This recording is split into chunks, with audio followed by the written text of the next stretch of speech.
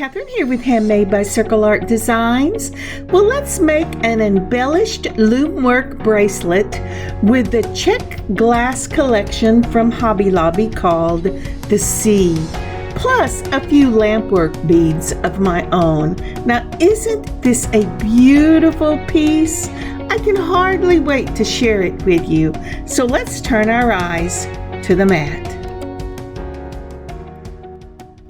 So, as I turn my eyes to the work table, I see this beautiful piece of glass, and it is "Give Thanks to the Lord."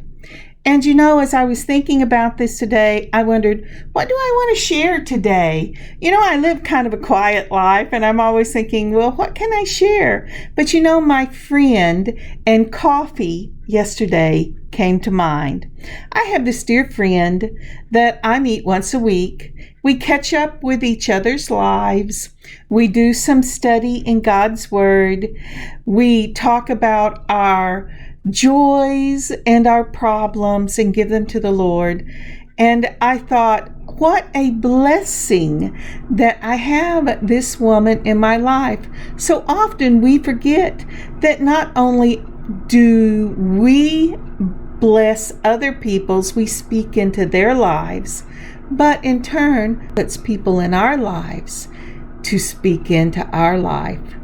And that is something to give thanks for. So what are you thankful for today? All right, let's turn our eyes to the mat and get started. So we're going to start off with this beautiful color here. This is 11-0 seed bead and a peacock, and it's got these beads that are iridescent with blues and greens and gold and some purple. It's just a beautiful, beautiful iridescent mix. I got these from Wild Beads. Actually, all of these that I'm putting in my mix today will be from Wild Beads. Then I have down at the bottom a gorgeous piece here that is another 11-0 from Wild Beads. It's got some iridescent black and some gold in it, and I think it is just gorgeous. All these pieces, not only do they remind me of the sea, but they also remind me of the beautiful turning of the fall colors. And so we will be using that in our mix. And then we're going to use just a bit of the teal green. Again, this is in a silver lined iridescent. And it goes from teal, if you notice when I turn it, from teal to blue to slight green. And I love all these little iridescent beads. Now what I'll do here is I will go ahead and mix these all together because I want to use a random mix for this piece. So I put equal parts of two of them and then half of the other. That way I get a main color, but I also get some accent color. And I'll mix these all up just like this. And once I get them nice and mixed, I'll be ready to pull out the loom and we'll get started. So, for the loom today, I'm using my little craft loom. You can pick these up at most craft stores. I know they have them, or they did have them at Hobby Lobby. I've seen them also at Walmart and at Michael's. You can also get them online at Amazon. I'm going to be making a 5-bead bracelet. So I have threaded this with 6 of the bead along white beading thread. Now to start this, I'm going to make a surgeon's knot, and I have to tell you, I tied this on the wrong side for me. You want to tie it on your non-dominant side. My dominant side is my left side, and I have tied this on the left side, and it does give me a little bit of trouble with this one. I don't do it very often, but whenever I get excited or in a hurry, I'll forget and I'll tie on my dominant side, and then I wrestle with it for quite a while. But a surgeon's knot, you take and you make 2 loops around and pull it down, and you have a surgeon's knot, and I do that twice. And then I'm pulling off quite a length of this thread. You can add to it by just adding another surgeon's knot and weaving in the tail, but I don't like to start off with too large a piece because it really tangles up. Next, I have taken my large hole needle. This is a split needle. It goes the full length of the needle itself, and I put the thread in there. Now that one I missed the hole and I didn't catch it, but I can tell whenever I am doing the editing for this, but whenever I'm doing it myself, unless I remember to put on my magnifiers, yes, I do use magnifiers, I miss it. So I'm going ahead and I've got that through that little loop, and these really bend easily, but these needles are really sturdy little needles, and it takes a lot to break an end off of them. You should see my whole piece. Now I have added some of my mix here, and I'm just going to put it out on the side. And again, see, whenever you mix it and you make your own mix, you can control what your main color is. And maybe you want your main color to just be a single and you want the other two to be accents. It really depends on what you like. As I said, my formula for this bracelet was I did 2 of the colors, the same amount, and then I did half of my accent color. Now I'm going to go ahead and I'm going to put on 5 beads, and I'm going to press them up from the bottom into each one of those little holes. Now it's a little hard whenever you first start to get this to go the way you want it to, but do you see how that's pressed up? And then I'm going to just pull this across. So as I said, I pushed them up, and this time I've gone ahead and pulled my thread all the way across, or most of the way across, and then I'm going to go ahead and going around that outer thread, because I'm going from the bottom, I'm making sure that my needle is setting across the wire. The thread on between each of the beads, and then I'm going to pull this back down. Now you have to be careful. This once in your first few rows, the beads will move up and down your loom, and it catches on the tail like it's caught here. I'll have to pull that out, and you just want to make sure that you don't make any knots. But if you can see, it has made that circle, and I'm going ahead and I'm pulling tautly now, pulling out the tail, and I've got that first row ready to go. And we're going to continue this. You put on your 5 beads, you go under your loom, push your beads up into the little spaces, go around the outer thread, go back through your beads, making sure that your needle lays on top of each of your threads in your loom itself. Oh, I've got one too many there. So let's go ahead and get this done.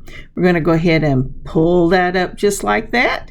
And then we're going to bring this around, and then I will bring it up and put it back through the beads itself, making sure that the needle goes across the top of your loom work. And this is a really good shot of the circle that you are doing right there. You have gotten it under your loom work. I'm going to push that up so you can see the beads in it. Then I'm going to take my little needle, which I'm holding really too tight because it's already beginning to bend, and I'm going to again make sure that that needle lays across each one of your threads so that you are encircling these beads from the bottom to the top so that they will stay in the loom itself.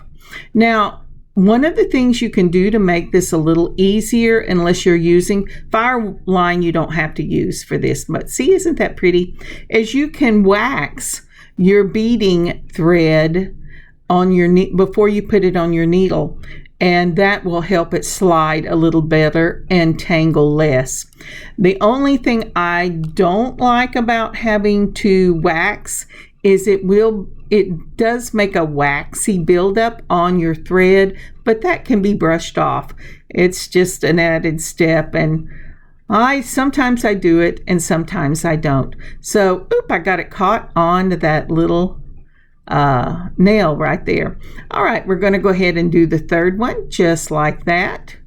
And we're going to go through the bottom. We're going to pull it up, go around the outer bead. Oh, I got that all tangled. What were you thinking, Kathryn? You weren't paying attention. Okay, and then once I get that all untangled and through, I put it back through the beads. I'm very carefully pulling those, making sure that I've got all those threads with the cross thread on top, and that's what we're going to do. Let me speed this up a little bit so that you can see the process, but you don't need me to walk you through it over and over again, and I'll meet you back here in just a second.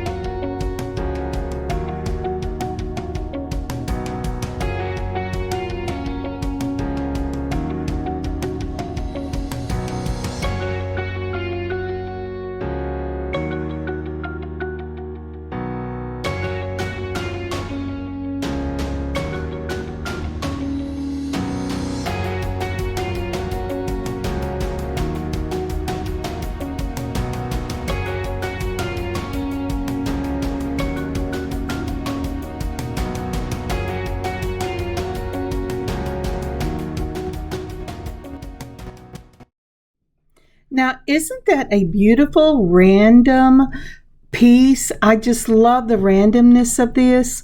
I love the colors. It's just gorgeous. I think this is a beautiful piece.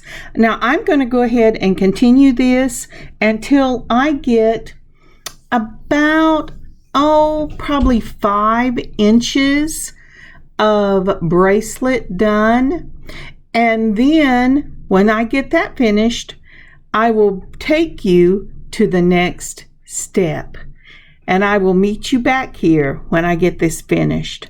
But before we go, would you please take a moment to like, comment, subscribe, and share this video. Like and comment about the video itself. Subscribe to our channel so that you will get notifications when we put something up. And to get the notifications, you're going to need to go ahead and click the notification bell. And then share this with friends and family. It would really help us to grow, and I would really appreciate it. Thank you so much. All right, see you in a moment. So I have gotten my link done, and I've poured out this Czech Glass Mix collection from Hobby Lobby. Remember, it's called the C. You can get it online, but I picked this one up in my own store, and I'm sorry, I am hitting the table with my knee and have not discovered that's what's wrong with my camera. All right, but what I'm doing here is I'm going to go ahead and I'm going to pick the large beads out of this mix. Now, when they do the mix, you don't know which beads you're going to get. It's not like they put the same beads in every mix, because I picked up 5 of them before I decided on this mix here. But once I get them out, so I know I can build on both sides, I have got my I've got my bracelet finished, the loom work done on it. I'm going to go ahead and decide what's going to be my center bead and how many beads I have of the larger beads that I can do this mix with. Because for this bracelet, I'm going to try to do a mirror image. I will go from the middle out one direction, flip this, and then build the other direction. All right, let me go ahead and get these separated out for you. All right, I have got the beads I want to start in the middle with. Let's go ahead and take some of this light threading, and we're going to clip off us a little piece and thread our needle, and we will be ready to start. Now, this time I'm remembering to wax my thread. And, you know, I think I have had this particular wax for at least 10 years. I just never use it all. It's just the wax that keeps giving, kind of like the presents that keep giving. All right, I've opened this up and I am slipping it through that long slit in my beading needle, and I'm going to get started with this. All right, I'm measuring to make sure that I have at least 5 inches and where the middle is going to be. Once I get that marked out, I'm going to go, and I've started at the back, and I will tell you right now that it's not what I want to do. So I'm holding my marker where I know where the middle is going to be, and this is the largest of the beads that I got in mine for the C mix from Hobby Lobby. I always go from the front. I don't know why I was holding it at the back. And once I get a fairly nice little tail on this, I'll go through a bead, move over one strand, and go back up right next to it. And you do not have to cut or worry about weaving these in, because you're, as long as your tail is not too long, let me put that out there, because you are going to go ahead and tie this off, and then you're going to be beading around it. So I will clip it, but I will leave the tail, or at least some tail. I did a surgeon's knot, which again is where you make your loop. You put the end around it 1 time, 2 times. Come on, get through there 2 times, and then pull it down. And that will lock it in place. That's why I do leave some tail, and I don't really worry about it. But I'm going to go ahead and start with the largest of my beads right in the center of my necklace. I looked to see where that was going to go through at. Just like that. Hold it in place. And the thing when you are embellishing these is you want to make sure that you go down through one strand, then come up on the next strand or in the next little space. Don't come up on the same strand line, or at least I have found I can't come up on the same strand line. That could be just because I don't always wear my magnifiers, but there you go. Isn't that a pretty bead? I just love this starburst bead.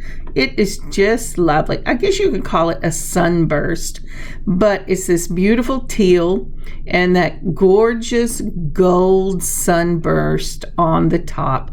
These Czech glass beads are just beautiful, and I was really surprised. I will not fib.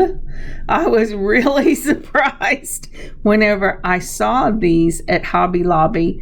And it was such a wonderful mix of beads, because I have a tendency to buy the mixes from places like Jesse James or Fire Mountain or Potomac. But I was looking for something that was in a slightly more economic price range, and I thought, well, you know, you get what you pay for. But whenever I opened this up, I thought, wow, what a beautiful, beautiful set. So I've gone ahead and I have put down my first bead that I'm going to build from, and now I am adding seed beads from that same mix, and I'm going to make a loop. I love making this little embellished fringe loop. I fill spaces in on a lot of my bracelets. I just did one for fall, an autumn mix, and I didn't use any of these little loops, for the fringe loops, because I wanted to be able to really see the beauty of all the different beads I put on there. But this is a really good way to tie in your bead mix if you've used a bead mix on your bracelet, and carry through that bead mix pattern whenever you are embellishing a bracelet. So I've got that one through. I'm going back up through if I can get it to come through right next to it, not in the same space, because, oh, look at that. I got that thing hung because I flipped it over and forgot to look to see where my thread was. I'm going to have to take this thing out and do it again. All right, and that's what I did. So again, I'm putting seed beads on, and I am going to go ahead and make another fringe. This particular piece will be a combination of fringe and the Czech Glass beads from the collection called the C.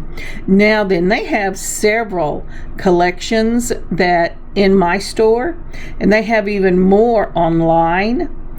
And I love the other two that I got, and it is in my game plan to get some bracelets also done with those. But isn't that pretty?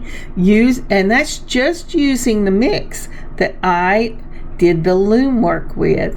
All right, once I've got two of those in there, and this is the thing I really love about this particular loom, is there's that very high space between the work and the bottom, so it's easier to see. Now, the thing that I don't particularly like about this space is because it's so high, you really have to be aware of where your thread is when you are building the embellishment on your bracelet, or even just doing the loom work itself, as you saw earlier in the video.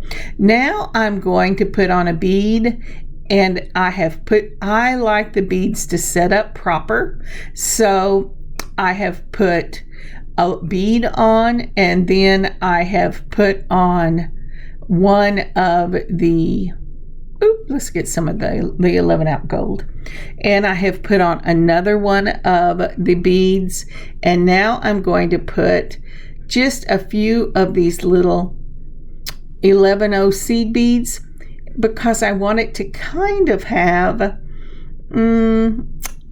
I guess you would call it almost a flower look or a coral look, depending on if you're going for a flower with the C, or you're going with something that looks more like the C. It doesn't matter. This is a gorgeous mix regardless. It's the colors in this mix that makes you think of the sea, but it also makes you think of a beautiful spring or summer field. I couldn't say fall, and I know we're in the fall, because it's not really fall colors. Now, you could add fall colors to this mix, but this is so pretty. I really wanted to just go ahead and use the things in this particular mix. I've managed to get this twisted whenever I was pulling it. I did not pay attention, so I'm having to get the knot out, and that's what you see me doing here. I will take that needle off, put this back on, and try it again. All right, so what I did was I skipped one of the seed beads. I put 3 on and went back down through the other 2 seed beads and the 2 beads, and it really does give a beautiful, I would say a beautiful bud. It looks like a flower bud. That's the effect that it gives. But if I put 2 or 3 in here, 2 or 3 sets of the seed beads, it would very much look like coral, or at least the coral I have seen from documentaries and from rock shops, because since I do not swim, the idea of getting in the water, sticking my face down and seeing the coral reef does not excite me a lot, but I love looking at it, and I love going to aquariums and seeing the displays they have with the fish of what you see there. So in review, the steps that we have learned so far is we have learned to take our bead, or whatever you want your focal to be, find the center of your loom work. Go ahead and put that bead on, remembering that if we go up or down in one of the strands beads, over a row to come back up or down in the other. Once we have that done, the next thing that we do is decide how we're going to build one side of this. Remember, you're going to mirror image whatever you put on the other side.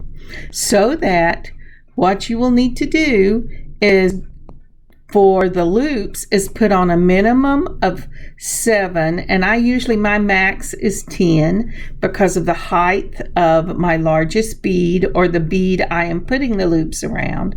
And you bring the loop up, and then you're going to bring the loop back down with the beads on it, and that's going to make that loop fringe. The next thing we learned was putting on a 2-tier with seed bead center. To do that, you put your largest bead on bottom, then another bead on top, then 3 of your seed beads. Skip the first seed bead or the last seed bead on your needle, because that will be your stopper bead, and then go back down through all of your beads, choosing to go over 1 row, and that will make that a stopper bead. Now what I have just done is I've done another one like that on the other side, and I put on another of the fringe loop using 8.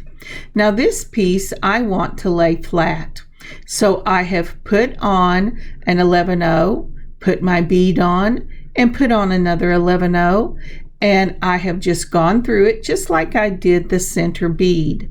Now I'm going to continue to bead all the space on this side till I get it about the length of from the middle of my wrist to just below the edge of my wrist, because I want it flat on the piece that is going to sit on a desk or on a table or lay. First of all, I don't want to catch anything. But second of all, I really do not like anything that mashes into my wrist whenever I wear it. That's the beauty of making my own jewelry. I can do what I like to wear. And that's how I got started. I have some damage in my neck, and the weight of a lot of things really hurts the vertebrae at the very back of my neck, and so that's why I started doing that. I started making earrings because I was allergic to everything, and I needed clips, and I didn't want to buy them from the kiddie section. I used to buy really nice clips, but not much anymore, so I started making my own. That's the reason I make bracelets. I don't like them to bite into the back of my wrists, and so I started doing bracelets. And I make rings because I love rings on every finger, and if I was a rich woman, I would probably still make my own rings. All right, so what we're going to do here is we're going to just continue to build all the way down this bracelet till I get it to the point where I want it to sit.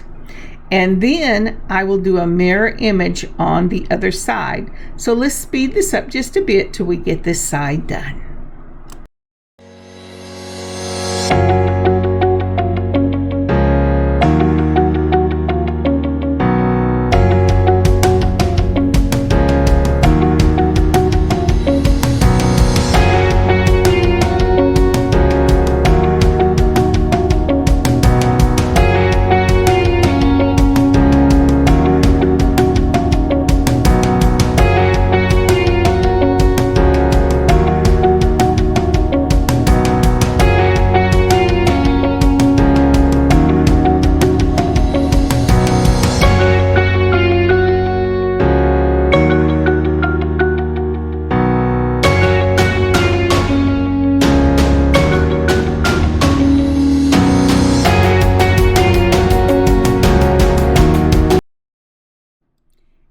We are back, and I flipped this over a little bit to see this better, but I am going to have to do this. Do you see how I've put the loops and the little 2 beads with seed beads over the edge of the bracelet. Remember, this is only a 5 bead loom work bracelet, and I want to give it some width whenever, oh, that was my phone, some width whenever you put this on. And so I am beading over the edges as well. And I'm going to fill in just a little bit here. And then I'm going to start again on the other side. Let's see if we can't work this all the way to the other side. So what I'm doing here is I have been working my way back up towards the center with a variety of different sizes of the loop fringe and with an occasional smaller bead. I need to work my way up to the middle of the large focal bead I used in the center.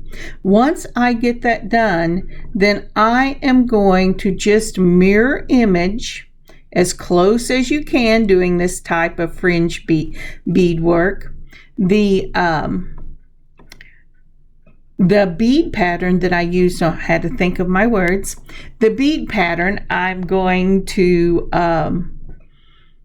I did on one side. I need to go ahead and mirror image it on the other side. Sorry about that. I get to watching myself on the screen whenever I am working on this and I forget where I am.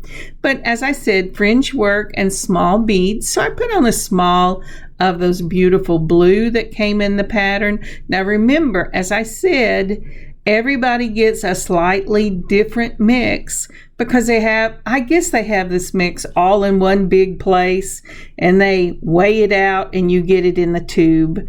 But what I am doing here is I'm using the ones that I did not only on the side, but also on not only on the length, but on the side. So I am going to mirror image this all the way through. When I get it done, I'll see you in a minute.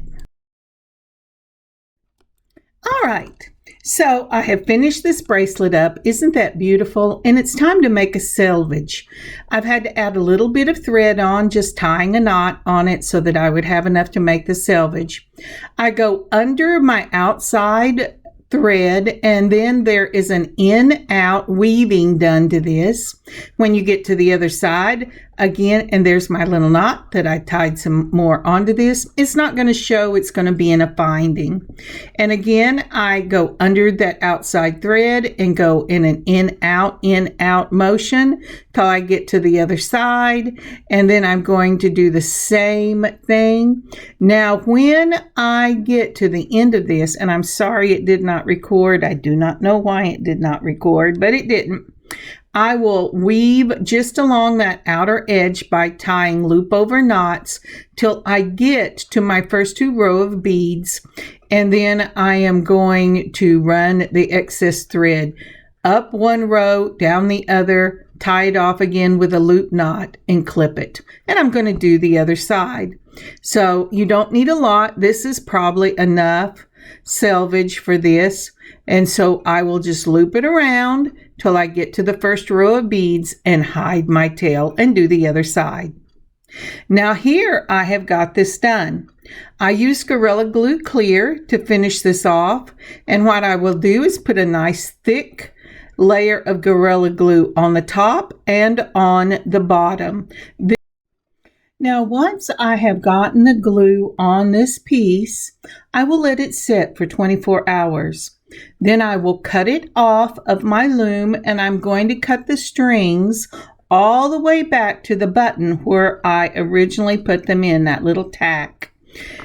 And I will tie knots on each side and clip the ends. And I just tie 2 at a time together. Again, I'm sorry it didn't record this part. I thought I was recording it, but I didn't. All right, so next. Now in this picture, I am showing the ribbon ending. This is the type of findings you would use on a ribbon necklace or bracelet. It has little teeth and it folds over. This is the smallest of the sizes that I have because, as as I said, this is only a 5 bead piece. Once the glue has had time to dry overnight, you're going to have a nice thick piece of glue, and your threads are going to be caught in that glue.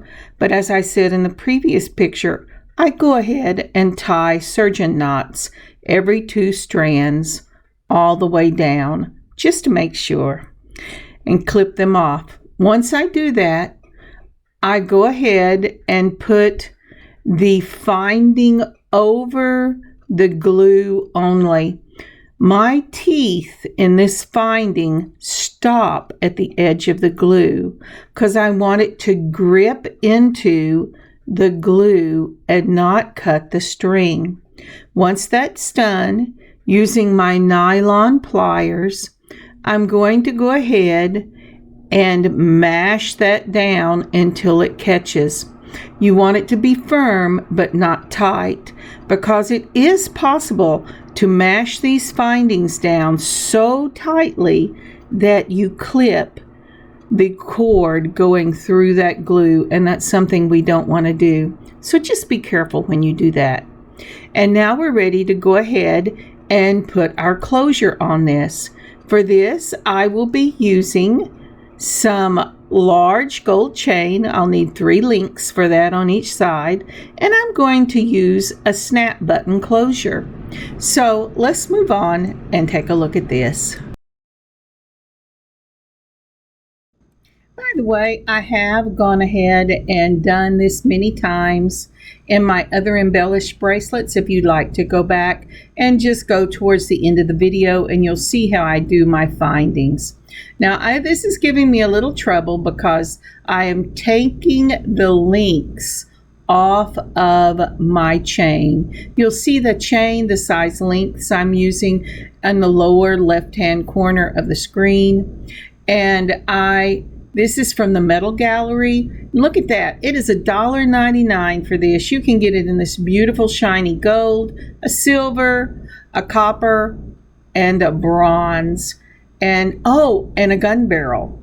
Now, I have not used much of this, so putting the length on the piece so that when I go to look for chain again, I'll know that this isn't a 30-inch, but it's a 28.5 inch. You see the snap over on the other side. I went ahead and used a heavy-duty, come on, Kathryn. Like this, a heavy-duty jump ring for this. And the reason being, as opposed to just adding the chain, is I am going to want this to lie flat, and I want to add the chain to make this a 7 1/4 piece. So on here, I am adding 2 chains, 2 links, and I'm sorry, I thought I'd already put it on, but I haven't.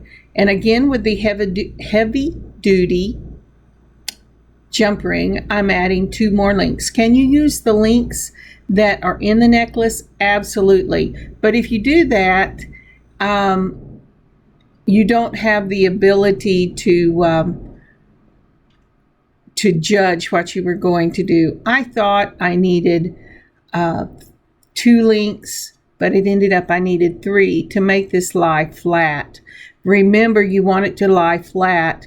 That means that whatever you end up with for the end of your bracelet, just like with a necklace, needs to be in the same plane as your closure, whether it's a button clasp, a magnetic clasp, a lobster claw, it doesn't matter. You're still going to have to make it lie flat. So when I laid this out, I decided that it wasn't going to lay flat for me if I didn't add another jump ring.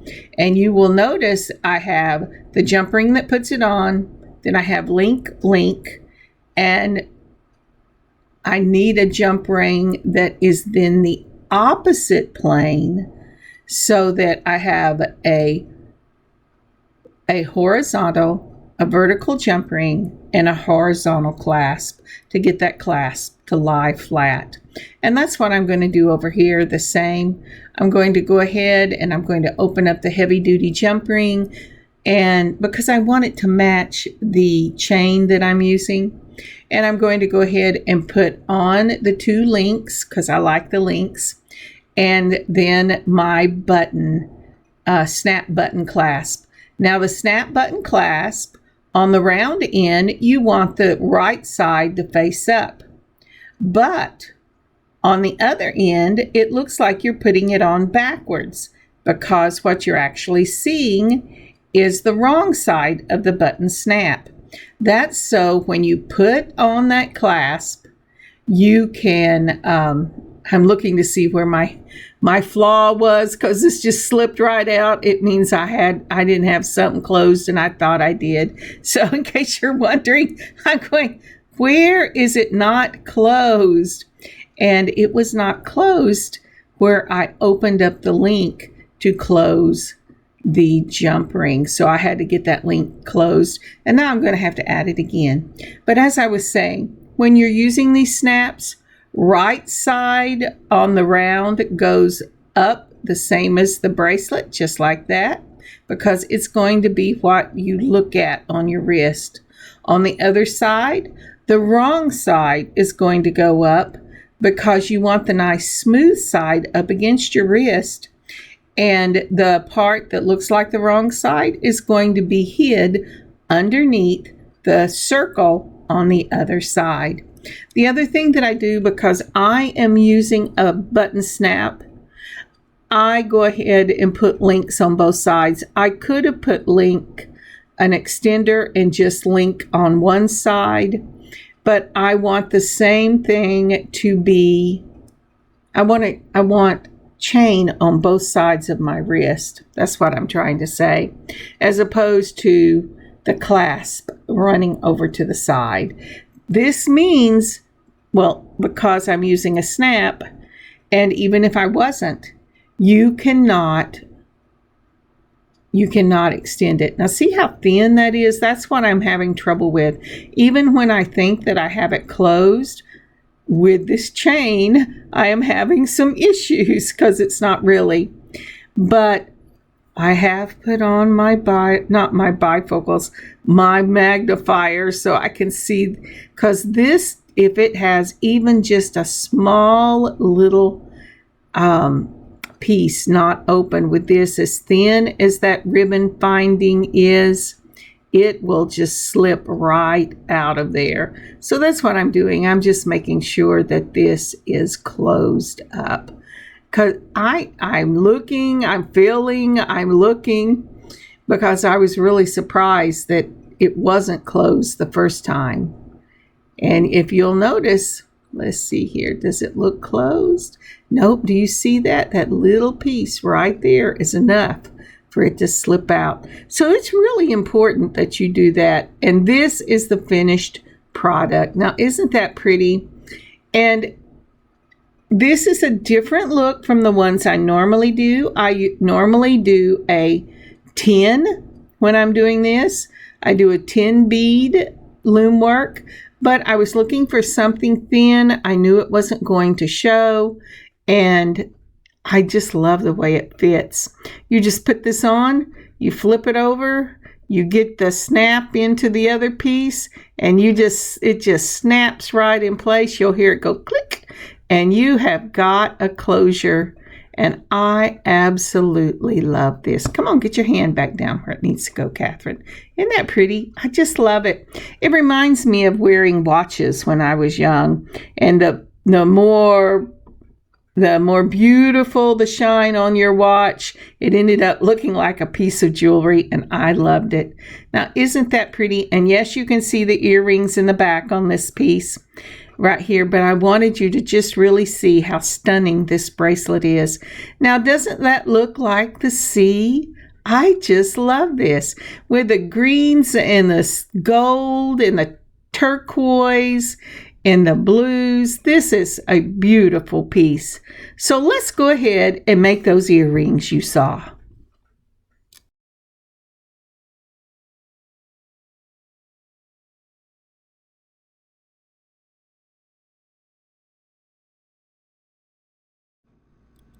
All right, again, this is that Czech Glass Beads, and it is the C, and as you can see at Hobby Lobby, when I bought this, it ran about $7, and there is so much. Even after I did this, I had plenty. I've gone ahead and picked up the bead mix I made for the bracelet, because if you don't know, I am doing this several days later. I went, yeah, I need a break. My eyes are falling out. But yeah, so I went ahead and put things up and cleaned it off. We had a home group in between this. And I am also pulled out some of those gold Rondell rhinestone spacers. And look at those little, I just love the Lampwork beads. This is in a teal green, and I will be using those for these earrings. Let's see if I can show them to you. Now, isn't that beautiful? And it does have gold stripes that go across the center.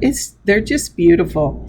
And I picked these up at Wild Beads at my store. I'm going to go pull out some of the gold spacer balls for this. And let's go ahead and see what we want to do. Oh, and you will need some of the 11/0 in the gold. I also use this for the top on the bracelet of a lot of the beads that I put on as the spacer beads, so you get that flash of gold. And I'm going to put on my mat, these are 24 gauge head pins. I also have the larger head pin, but to do some wrap work, I'm going to use the 24 gauge. The problem with 24 gauge is it doesn't matter what it comes in, they bend all over everything. But I'm going to start out like this. I'm going to pull, making sure all these things go through here. I'm going to go ahead and pull a spacer ball and put on, and then I'm going to add some of the smaller of the beads in this bead mix. They're in the same color, and we did use some of the small ones, so that works out real well. Then, and here I'm just trying out some things, see if I like that. I think what I'm going to do, if the hole is big enough, that's what I was seeing, I'm going to go ahead and I'm going to put on a small bead and then another of the 11/0s. So for this one, it's an 11/0, the small teal green that comes in that mix, an 11/0, and then I'm going to wrap these. Normally for something like this, I would go ahead, I'm going, come on Kathryn, get this up. I would go ahead and just use my looper, but because I am using this 24 gauge and it is so soft, even for just earrings, I would not trust these to not come open, because look at this, I'm bending this with my fingers. Now, a lot of people bend all their wire with their fingers, but I have arthritis in my hands. And as a result, most wire I cannot bend. And even the 24 gauge, after a while I can't, because my fingers get tired. But you can messy wrap this. You just want to make sure that your loops are about the same. I'm coming in with my wire cutters and I'm cutting that off, and I did not get that close enough. Let's try that again, shall we? Put it right up against the bead, cut it as close as you can, and anything that you have left, and I don't for this one, you would need to tuck in. All right, so I'm going to be doing a lot of these. You want to have a variety of beads. Like that one, I'm going to have to put something on because it's going to just go right through that little bitty head pin. I love the head pins, but it's just not quite. And the way I check it is I yank on the end to see, because I've had a lot of beads fall off, to make sure that it's not going anywhere. And again, when I'm wrapping it, I push the wire away from me. I make sure that it's going over the top when I turn my straight nose pliers. Then I bend it over the top and I bend the wire back behind, and then I'm just going to wrap it. Now, with some things I have to lower it all the way down to that bottom and then turn it, but it just really depends on the gauge of wire I'm using and the size of the bead. I'm now going to go ahead and cut that off, and you have to be real careful whenever you're cutting these to make sure you're not getting the wire that you've wrapped on, that you've built on, as opposed to the wrap wire. Once you cut it off, look and see if you need to straighten this. I actually didn't get all of that done. I do not know why I didn't pull my red flush cutters, but I did not. I am using the green, and so I know why. My daughter was using when I first started. So we're going to take this, we're going to straighten this out. We've got a little bit of it cut off. One more time, I'm going to raise that up slightly so I can get it, and then I'm going to set it to one side. And I will continue this until I get a whole stack of these little beads, and all different colors. Make sure that you get the same colors, if not the same shapes, for both sides. And as you can see, this is what I finished with. I think we'll count them as we go. So I have the longer head pins for this. I'm putting on a larger spacer ball. I'm going to go ahead and put on my isn't that beautiful? I'm going to go ahead and put on my Lampwork bead, and we're going to look at it because I'm not sure if I like this or not, because I am building these and you're seeing the results at the same time. And this is not a head pin. I'm sorry. It started out as a head pin, but I made a loop. Now, what you can do is you can put all these little pieces on the top, and I've done that before, but I really did not want to cover up this beautiful Lampwork bead. They only had 2 when I bought them, and I have been saving these Lampwork beads for something amazing. Now, I bent it away from me, bent it over the top, moved it a quarter turn to get it to the bottom, and now I am messy wrapping this bead.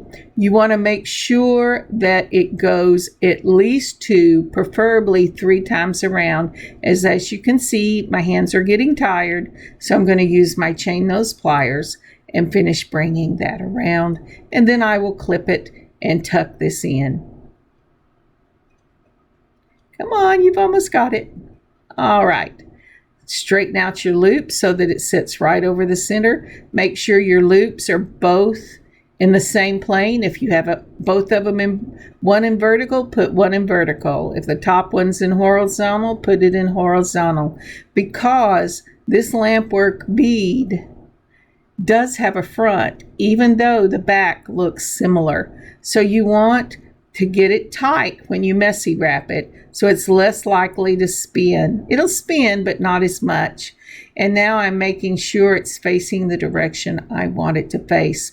When I put these fishhook earrings on, I will also turn the loop on them because I want these earrings to face forward.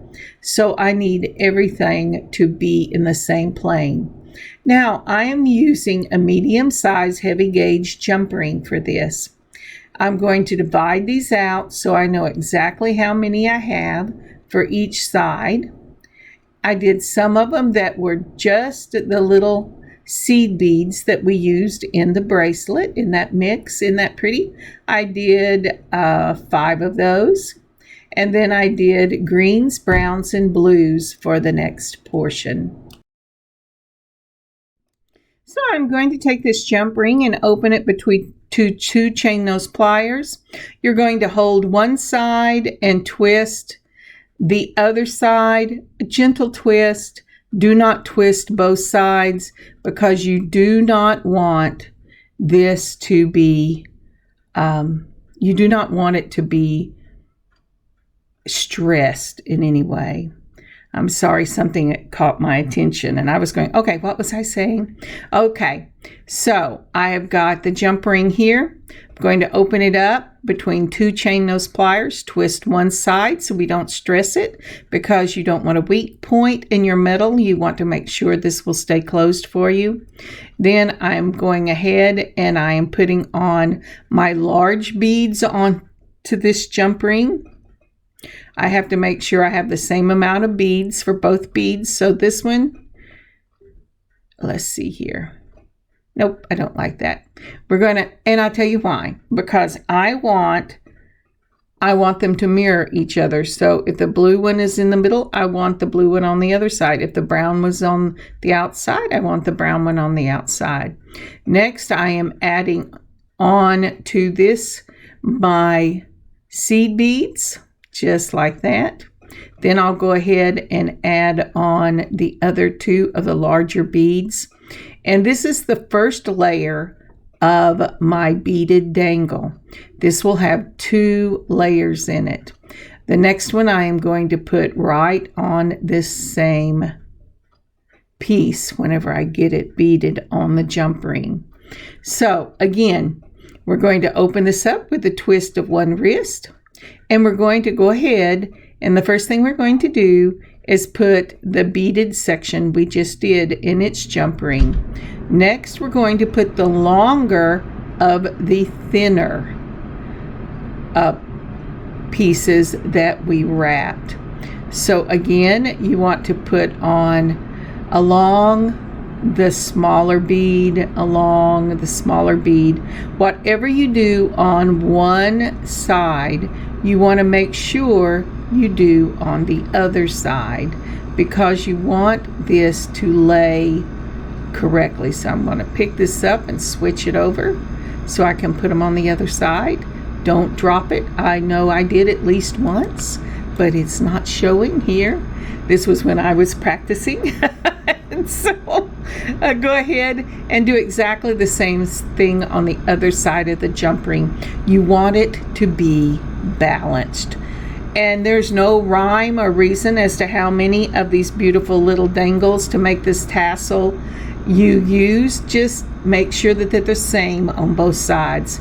Now I'm putting my component with the Lampwork bead, and this will go on the bottom. As I said, you could put it on the top, but I really did not want anything to hide any part of this Lampwork bead, because these are near and dear to my heart. All right, let's lay this out. Right like that. Now, isn't that pretty? And then I've already done this one. This is the one I was practicing on. And you can see, isn't that pretty? I love these. They are so festive looking. This would be great for any party. Be great for a night out on the town, for date night with your friends, or with your husband, or with your significant other. Or Christmas. Wouldn't these be pretty at Christmas? Or what about a beach party with those beautiful colors of the water? Oh, that will be gorgeous. So I am now putting the same jump ring on the top. I'm adding my ear wire. I've turned it so it will face forward, and this earring is complete. Now, isn't that pretty? I just love it. Just love it. Let's go ahead and do the other. Again, remembering that you want to make sure that you twist only one side. I know I've said it before, but metal is like clay. When you bend it, especially if you're rough with it, it has a memory. And when you least expect it, it will remember, oh, I've been open. Let me open again. And that's always a sad thing, especially when you're using these beautiful Lampwork beads. Wouldn't that be sad for that to hit the floor and break? It is beautiful. Okay, here they are on my heart.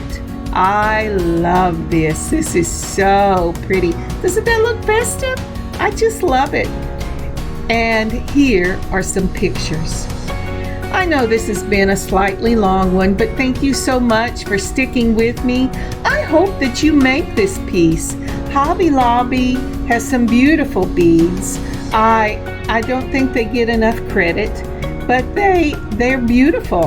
And these Czech Glass beads are perfect. I have a couple of more of these that I will be working with later on in the year. Thank you again for joining me today. Look in your own stash, pull some things out, or go up to the store and buy some for yourself and make this lovely, lovely bracelet. It is a joy to make and to wear. God bless you, God keep you safe, and I will see you next week. Kathryn, Handmade by circleartdesigns. God bless y'all. Happy beading. Have a great weekend.